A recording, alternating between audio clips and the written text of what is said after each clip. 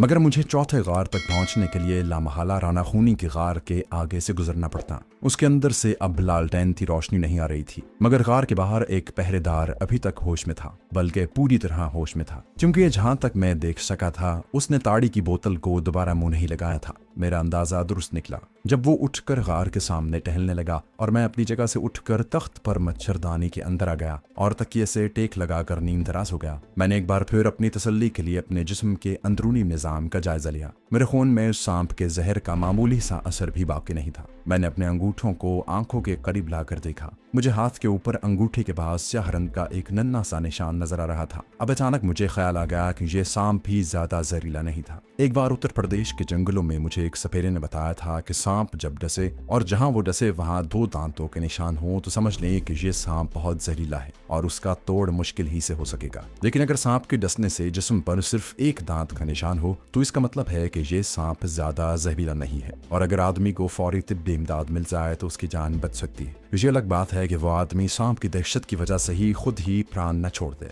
अब मुझे पूरी तसल्ली हो गई थी कि सांप का जहर मेरे जिस्मानी निजाम को ज्यादा नुकसान नहीं पहुंचा सका। वैसे नाट बूटी ने भी बहुत काम किया था और वो कुदरत की बनाई हुई सच्ची बूटी थी। राना खूनी के गार में घुप अंधेरा था। रात काफी गुजर चुकी थी। दूर नीचे जंगल के किसी कोने में से शेर की थाड़ गूंजी और उसने सन्नाटे को ज्यादा दहशतनाक बना दिया। उसके बाद ऐसी खामोशी छा गई कि जैसे सारी कायनात दमबखुद हो गई हो। न जाने क्या बात थी कि थकावट के बावजूद मुझे नींद नहीं आ रही थी। बार बार मेरा ख्याल सोनिया की तरफ जाता था। खुदा जाने वो कहाँ होगी, किस हाल में होगी। काश मैं चौथे गार में जाकर उसकी तलाशी ले सकता। अगर उन लोगों ने सोनिया को मेरे आने के बाद वहां से किसी दूसरी जगह पर मुंतकिल कर दिया तो गार में उसकी 2-3 ऐसी चीजें जरूर पड़ी होंगी जो उसकी मौजूदगी की तस्दीक कर देंगी। लेकिन सवाल ये था कि रास्ते में पहरेदार बैठा होगा, मैं वहां तक नहीं जा सकता था। मच्छरदानी को तख्त के किनारे से जरा ऊपर उठाकर मैं बराबर राना के गार के बाहर पहरा देते आदमी को देख रहा था। वो अब राइफल जमीन पर रखे दीवार से टेक लगाकर बैठ गया था और बीड़ी सुलगाकर पीने लगा था। बीड़ी उसने माचिस के शोले को हाथ से ढांप कर सुलगाई थी। इतने में राना खूनी के गार से उसकी गालियां देने की आवाज बुलंद हुई। बाहर बैठा हुआ पहरेदार अपनी जगह से बिल्कुल न हिला। शायद ये रोज के मामूलात की बात थी। उसके बाद फिर गहरी खामोशी छा गई। मेरे लिए चौथे गार में जाने का कोई इम्कान नहीं था। मैंने तख्त पर टांगे फैलाई और आंखें बंद कर ली। गुनूदगी पहले ही तारी हो रही थी। आंखें बंद करते ही मैं गहरी नींद में खो गया। आंख खुली तो धूप मच्छरदानी से छन छन कर आ रही थी। मैंने दिल ही दिल में 5 बार कलमा शरीफ पढ़ा और मच्छरदानी हटाकर बाहर आ गया। नीचे वादी के दरख्तों पर शफाफ धूप चमक रही थी। एक राइफल भरदार पहरेदार राना खूनी के गार के आगे चल फिर कर पहरा दे रहा था। दूसरा न जाने कहाँ था। उस पहरेदार ने मुझे हाथ बांध कर नमस्कार कहा। मैंने अलख निरंजन का नारा बुलंद किया और अष्टोक पढ़ने लगा। मैं उस रुख पर बैठा था कि दाएं जानिब तीनों गार के थाने मुझे बराबर नजर आ रहे थे। चौथे गार के बारे में मुझे शुबा था कि वहां सोनिया तैद है। वो भी वीरान वीरान सा था। राना खूनी के गार में से एक आदमी राइफल कांधे पर डाले बाहर निकला। उसके पीछे पीछे सुर्ख साड़ी वाली सांवली लड़की थी। वो पहरेदार के साथ गारों के आगे वाले पथरीले सहन से गुजरकर एक तरफ से नीचे ढलान पर उतर गई। चंद लम्हों के बाद मैं भी उठा। पहरेदार से कहा कि मैं जंगल की सैर को जा रहा हूँ, नदी पर स्नान भी करूंगा। मैं दूसरी तरफ ढलान पर उतरने लगा। अब ये वही सुरंग हरी भरी झाड़ियों और झुके हुए दरख्तों वाली सुरंग शुरू हो गई। मैं आहिस्ता आहिस्ता चलता हुआ सुरंग में से निकलकर पहलू से होता हुआ नदी के उस किनारे पर आ गया जहां नदी चक्कर काट कर सुर्ख चट्टानों के पीछे चली गई थी। पीछे निगाह डाली तो सुर्ख साड़ी वाली लड़की नदी में गुस्ल कर रही थी। उस लड़की को भी राना खूनी ने जरूर कहीं से अगवा करके अपने हाथ डाल रखा होगा। शायद ये लड़की मुझे सोनिया के बारे में कुछ बता सके। एक अगवाशुदा औरत को दूसरी अगवाशुदा औरत से जरूर हमदर्दी होगी। दरख्तों पर जंगल के परिंदे सुबह की रोशनी के गीत गा रहे थे। शबनम से लदी हुई ठंडी हवा चल रही थी। मैंने एक तरफ हटकर नदी के पानी में गुस्ल किया, दांत साफ किए, गेरुई धोती जेबतन की माला गले में डाली और आहिस्ता आहिस्ता वापस चलने लगा। मैं बुलंद आवाज में श्लोक पढ़ता जा रहा था क्योंकि मुझे मालूम था कि आसपास राना खूनी के आदमी पहरे पर मौजूद होंगे। ऊपर अपने स्थान पर आया तो राना खूनी मिसवाक कर रहा था। मुझे देखते ही नमस्कार किया और बोला, महाराज रात कैसे गुजरी? मैंने कहा, साधु संतों की रात भगवान की याद में गुजरती है। राना खूनी ने मेरे साथ बैठकर दही और रात की बासी रोटी का नाश्ता किया। फिर वो अपनी राइफल खोल कर साफ करने लगा। नाल में से डोरी को बाहर खींचते हुए बोला, महाराज हम जरा एक काम से जा रहे हैं, आप बेफिक्र होकर जहां बैठें और दुर्गा देवी से हमारे लिए प्रार्थना करें कि हम कामयाब होकर लौटें। मैं समझ गया कि वो कहीं वारदात करने जा रहे हैं। मैंने भी बड़े एतमाद से हाथ बुलंद करते हुए कहा, निश्चिंत रहो राना, देवी दुर्गा तेरी सहायता करेगी। कोई 1 घंटे के बाद राणा खूनी अपने आदमियों के साथ पूरी तरह मुसल्ला होकर वहां से निकल गया। जाते हुए उन्होंने बारी बारी मेरे कदम छुए और मुझसे आशीर्वाद भी ली। उनके जाने के बाद वहां सिर्फ एक पहरेदार रह गया जो राणा खूनी के गार के आगे पहरे पर बैठ गया। सिवाय उस पहरेदार के मैदान बहुत हद तक साफ था। अगर ये पहरेदार कुछ देर के लिए इधर उधर हो जाए तो मैं चौथे गार की तलाशी लेकर सोनिया के बारे में कोई सुराग लगा सकूं। तीसरे तार में सुर्ख साड़ी वाली लड़की अभी अभी चाय का मग लेकर अंदर गई थी। मैंने पहरेदार से सांपों की बातें शुरू कर दी। मैंने उसे बताया कि अगर वो नदी के किनारे उगी हुई नाग फनी की 2-4 शाखें तोड़ कर ले आए तो मैं उसे सांप के कांटे की बेमिसाल दवाई बना कर दे सकता हूँ। सांपों से इन लोगों का वास्ता पड़ता ही रहता था और फिर गुज़श्ता रोज वो मेरी जड़ी बूटी का करिश्मा अपनी आंखों से देख चुका था। कुछ मैंने भी उसके इश्तियाक को तेज कर दिया। मैं राणा खूनी का खास साधु सन्यासी था। वो नागफनी की टहनियां तोड़कर लाने के लिए नीचे चला गया। नदी के किनारे नागफनी बहुत उगी हुई थी। जब वो मेरी नजरों से ऊंचल हो गया तो सबसे पहले मैं उस गार में गया जो अभी तक मेरे लिए पुरस्कार था। ये गार भी दूसरे गारों की तरह खाली और वीरान ऊंची छत वाला था। कोने में सिर्फ आटे चावलों की बोरियां पड़ी थी। कुछ घी और मिट्टी के तेल के कनस्तर भी थे। किसी इंसान की मौजूदगी का वहां निशान नहीं था। मैं बाहर निकल आया। बाहर आते ही ऊंची आवाज में 2-3 मंत्रों का विरत किया और तीसरे गार के सामने आकर बोला, कन्या हम तुम्हें दर्शन देने आए हैं। ज़ईफुल एतकाद सुर्ख साड़ी वाली लड़की गार से बाहर निकल आई। उसने आते ही झुक कर मेरे कदम छुए। मैंने उसके सर पर आहिस्ता से हाथ रख कर कहा कि तू बड़ी भागवान है कि राणा जैसे बहादुर आदमी की बीवी है। हम तुम्हें वरदान देंगे। सुर्ख साड़ी वाली लड़की ने हाथ बांधकर मेरी तरफ देखा। उसकी आंखों में आंसू भरे हुए थे। वो सुतवा नाक और मोटी स्याह आंखों वाली एक खुश शक्ल और नौजवान लड़की थी। मैंने ये जुमले तमिल जबान में कहे थे। वो मुझे आंध्र प्रदेश की लग रही थी। उसने इधर उधर निगाह डाली और खुश्क सहमी हुई आवाज में बोली, महाराज मैं किसी और की बीवी हूँ।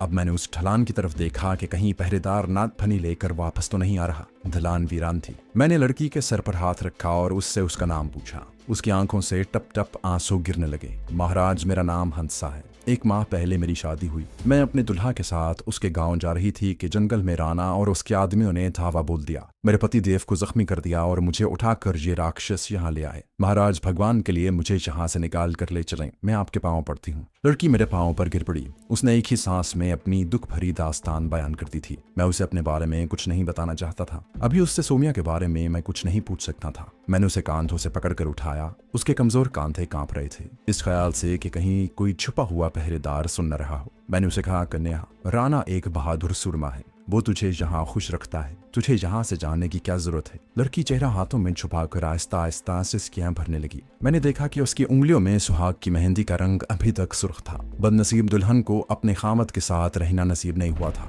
जाहिर है उस संग दिल राणा खूनी से नेक काम की तवक्को नहीं की जा सकती थी। मैं ये कहकर अपने स्थान की तरफ चल दिया कि हम तुमसे फिर बात करेंगे। वो आंसू बहाती अपने गार में वापस चली गई। इतने में पहरेदार नागफनी लेकर आ गया। नागफनी की एक शाख को मैंने छील कर उसके डंठल के 3 टुकड़े पहरेदार को दिए और कहा, इसे नीचे नदी के किनारे ले जा और कटोरी में डालकर कूट कर पीस डाल, मगर थोड़ी थोड़ी देर बाद नदी के छींटे जरूर देना। जब इसका अर्क निकल आए तो मेरे पास ले आना। इससे मेरा मकसद उसे कुछ देर के लिए मजीद नीचे भेजना था। मैं सुर्ख साड़ी वाली लड़की से सोनिया के बारे में कुछ मालूमात हासिल करना चाहता था। पहरेदार ने गार में से एक कटोरी और लकड़ी का छोटा डंडा लिया और एक बार फिर नीचे नदी की तरफ रवाना हो गया। जब वो निगाहों से ओझल हो गया तो मैं उठकर सुर्ख साड़ी वाली बदनसीब दुल्हन हंसा के गार में आ गया। वहां फर्श पर बिछोना बिछा हुआ था। पास ही केतली, पानी का मटका, 2 गिलास और चाय के 3-4 मग पड़े थे। हंसा बिछोने पर उसी तरह बैठी थी कि उसका सर घुटनों पर लगा हुआ था और बाल एक तरफ को नीचे आबशार की तरह गिर रहे थे। मुझे देखते ही वो उठ खड़ी हुई।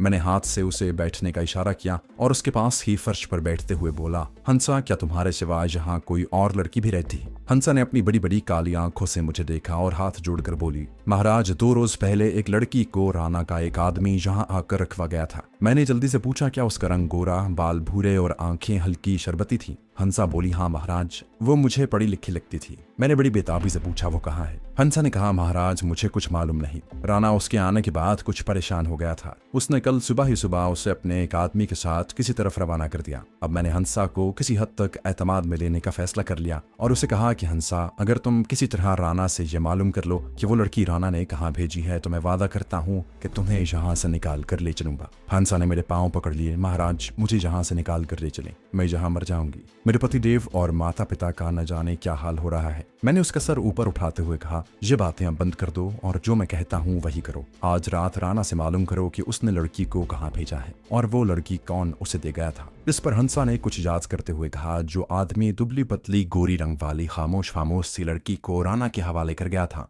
उसका नाम धनपति था, क्योंकि एक बार राना ने इसी नाम से पुकारा था। अब मुझे यकीन हो गया कि वो लड़की सोनिया ही थी। मैंने हंसा के बाजुओं को अपने दोनों हाथों से पकड़कर आहिस्ता से दबाया और कहा, हंसा, इसी तरीके से राना से पता करो कि उसने लड़की को किस जगह पहुंचाया है। मैं वादा करता हूँ कि उसके बाद तुम्हें यहाँ से निकाल कर अपने साथ ले जाऊंगा और तुम्हें तुम्हारे माँ बाप के घर भी पहुंचा दूंगा। मगर एक बात ध्यान से अपने दिल में बिठा लो कि इस बात की किसी को गानो गान खबर नहीं होनी चाहिए। हंसा बड़ी समझदार लड़की मालूम हो रही थी। उसने एक लम्हे के लिए मुझसे ये न पूछा कि मेरा उस लड़की यानी सोनिया के साथ क्या रिश्ता है और क्या मैं उसकी तलाश में वहां आया हूँ। कहने लगी, महाराज, मैं विष्णु भगवान की कसम खाकर कहती हूँ कि उसका जिक्र किसी से नहीं करूंगी। मैं उस लड़की के बारे में आज रात ही राना से उगलवाने की कोशिश करूंगी। मैंने खदशे का इजहार किया, क्या वो तुम्हें बता देगा? हंसा ने नथने फुलाते हुए गहरा सांस लिया और बोली, इस राक्षस से राज उगलवाने का ढंग मुझे आता है। मैं उठ खड़ा हुआ, वो भी मेरे साथ ही उठी। मैंने कहा, अब मैं जाता हूँ, तुम इसी जगह बैठी रहो, मैं खुद तुमसे मिल लूंगा। तुम मुझे मिलने की हरगिज कोशिश न करना। मैं तेजी से वार से निकलकर अपने स्थान पर आकर बैठ गया। पहरेदार अभी तक वापस नहीं आया था। अब मैं सोच के समंदर में बहने लगा कि राना को सोनिया ने कहाँ भेज दिया होगा। वो सोनिया के आने के बाद घबरा क्यों गया था? कहीं उसे इल्म तो नहीं हो गया कि सोनिया एक गैर मुल्की जासूस है और पुलिस, मिलिट्री और सिविल इंटेलिजेंस के लोग उसके पीछे लगे हुए हैं। मैं किसी नतीजे पर नहीं पहुंच रहा था। जहन तरह तरह के ख्यालात की आमाजगाह बना हुआ था। सूरज गुरूब हो रहा था कि राना खूनी अपने आदमियों के साथ वापस आ गया। कुछ लूटा हुआ सामान उनके साथ गठरियों में बंधा हुआ था। वो उन्होंने चौथे गार में रख दिया। राना खूनी ने आते ही मुझे सलाम किया और बोला, महाराज, दुश्मनों को ठिकाने लगा कर आ रहा हूँ, आपकी दया से कामयाब लौटा हूँ। मैंने फजा में हाथ बुलंद करते हुए श्लोक पढ़ा और कहा, भगवान तेरी रक्षा करे। राना, तू बहादुर सूरमा है, तेरे दुश्मन तेरा कुछ भी नहीं बिगाड़ सकेंगे। वो बड़ा खुश हुआ और मेरे पास ही पत्थर पर बैठकर भारी फौजी बूट उतारने लगा। महाराज, कोई ऐसा मंत्र बताएं कि इस भास्कर लाल से पीछा छूटे। बड़ा संपोलिया थानेदार है, मेरे हाथ में नहीं आता। मैंने कहा, आ जाएगा तेरे हाथ में। हम कल यहाँ हवन कुंड करेंगे तेरे लिए। ऐसा मंत्र पढ़कर फूंकेंगे कि वो अंधा हो जाएगा। राना खूनी ने मेरे पांव छू लिए, बोला, महाराज, जरूर करें हवन कुंड, मैं आपको सब कुछ ला कर दूंगा। मैंने कहा, किसी शय की जरूरत नहीं है हम साधु संतों को। हवन कुंड मन का होता है, हम मन का हवन कुंड करेंगे। बस जब हम मंत्र पढ़ते रहें, कोई मर्द हमारे पास नहीं होना चाहिए। राना बोला, महाराज, आप शांत रहे, हम सब उस वक्त नदी पर चले जाएंगे। रानी को भी साथ ले चलूंगा। रानी से मुराद उसकी सुर्ख साड़ी वाली बदनसीम दुल्हन हंसा थी। मैंने फौरन कहा, उसको ले जाने की जरूरत नहीं है, वो बेशक कार में बैठी रहे। देवता स्त्री की मौजूदगी से खुश होते हैं। हम कल हवन कुंड में कामदेव को बुलाएंगे। राना हाथ बांध कर बोला, जैसे आपकी इच्छा महाराज। रानी आपकी खिदमत के लिए यहीं रहेगी। कल के लिए मैंने मैदान पूरी तरह साफ कर लिया था। अब पूरी आजादी से हंसा से बात कर सकता था। रात को खाना खाने के बाद मैंने यूं ही कुछ बेमानी किस्म के मंत्रों का सिमरन किया और तख्त पर लगी हुई मच्छरदानी में घुसकर नीम दराज हो गया। वही कल रात वाला ड्रामा फिर शुरू हो गया। कुछ देर तक राना खूनी गार के अंदर नशे में वाही तबाही बकने लगा और गालियां देने की आवाजें आती रहीं। फिर गहरी खामोशी छा गई। मैं दिल ही दिल में बैठा दुआएं मांग रहा था कि हंसा अपने मिशन में कामयाब हो जाए। उसके बाद मुझे नींद आ गई और मैं सो गया। अब देर रोज मैं उठा और नदी पर जाकर स्नान किया। वापस आया तो हंसा को एक आदमी गार में से निकालकर दूसरे रास्ते से नीचे नदी की तरफ ले जा रहा था। मैं कतरे ऊंची आवाज में मंत्र पढ़ता हुआ ऊपर अपने स्थान पर आकर बैठ गया। दोपहर के बाद मैंने राना खूनी को बुलाकर कहा कि हवन कुंड के लिए शुभ घड़ी आन पहुंची है। वो खुश होकर बोला, महाराज, देर किस बात की है, आपको घी चावल लाकर दे दूं। मैंने कहा, इन चीजों की जरूरत नहीं राना, हम मन का हवन कुंड करेंगे। बस यहाँ तुम मर्दों को लेकर नीचे नदी पर चले जाओ। उसके साथ ही मैं आलती पालती मारकर बैठ गया और हरिओम सत हरिओम का विरत शुरू कर दिया। राना खूनी ने अपने तमाम आदमियों को साथ लिया और मेरे चरण छू कर खामोशी से ढलान उतरकर नदी की तरफ चल दिया। मैं इसी तरह बुलंद होती आवाज से मंत्रों का जाप कर रहा था। फिर मैंने अपनी आवाज मध्यम कर दी और हंसा को आवाज देकर कहा, कन्या, पानी की कटोरी भर कर ला, हम पढ़कर पानी पर फूकेंगे। हंसा गार में से पानी से भरी हुई कटोरी लेकर मेरे पास बैठ गई। मैंने आहिस्ता से पूछा, रात तुमने उस लड़की के बारे में क्या मालूम किया? हंसा ने एक बार ढलान की तरफ देखा और बोली, महाराज, सब लोग कहाँ चले गए हैं? मैंने उसे बताया कि सब लोगों को मैंने नदी पर भेज दिया है, इसलिए वो पूरी आजादी के साथ मगर धीमी आवाज में मुझसे बात करे। हंसा ने कहा, महाराज, मैंने शराब के नशे में राणा से सब कुछ पूछ लिया है। मैं हमतनगोश हो गया। मैंने बुलंद आवाज से एक मंत्र पढ़कर पानी की कटोरी पर फूंक मारी और धीमी आवाज में पूछा, क्या बताया उसने? हंसा आहिस्ता से बोली, महाराज, राणा ने अपने साथी धनपति को गालियां दी। बोला, उसने मेरे साथ धोखा किया है, मैं उसका खून कर दूंगा। वो 1000 रुपया भी ले गया और ऐसी लड़की मेरे हवाले कर गया जिसके पीछे पहले से पुलिस लगी थी। महाराज, राणा ने बताया है कि वो लड़की कोई जासूस थी। मैंने जल्दी से कहा, वो झूठ बोलता है। खैर, फिर क्या कहा उसने? लड़की को उसने कहाँ पहुंचा दिया है?